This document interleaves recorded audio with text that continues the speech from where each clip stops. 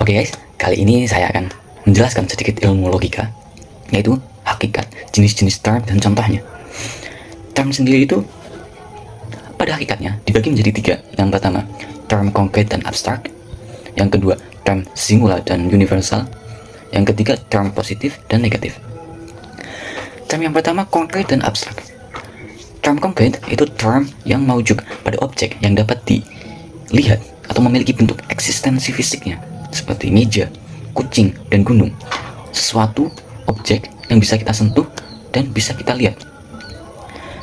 Yang kedua, term abstrak, yaitu merujuk pada sifat, keadaan, atau konsep yang tidak memiliki bentuk fisik, seperti keadilan dan kebahagiaan. Itu hanya bisa kita rasakan. Jenis term yang kedua itu singular dan universal. Singular atau tunggal, yaitu hanya merujuk pada satu objek tertentu saja, makanya disebut term tunggal. Seperti contoh, menara Eiffel atau handphone iPhone. Term universal. Term universal yaitu term yang merujuk pada seluruh anggota satu kelas.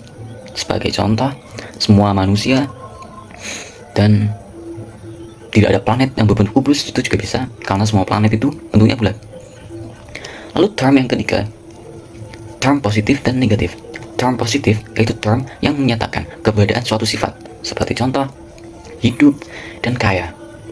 Term negatif yaitu term yang menyatakan ketiadaan suatu sifat, kebalikan dari term positif.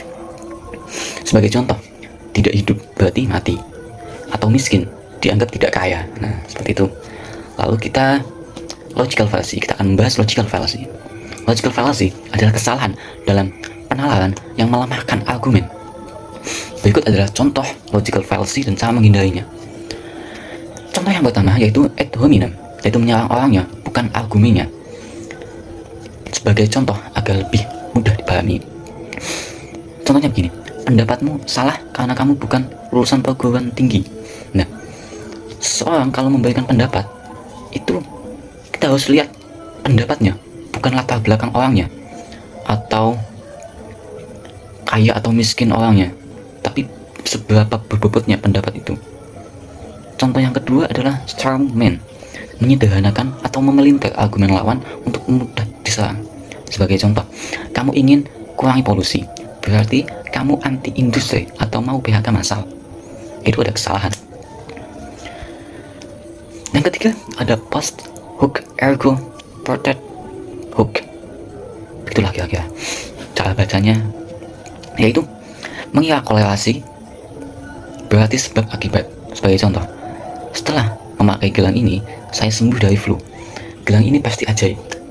Itu memaknai suatu benda sebagai sebab dari akibat orang ini sembuh dari gejala flu. Lalu cara menghindari logical fallacy yang pertama itu adalah fokus pada argumen, bukan orangnya. Fokus pada pendapat, bukan subjeknya.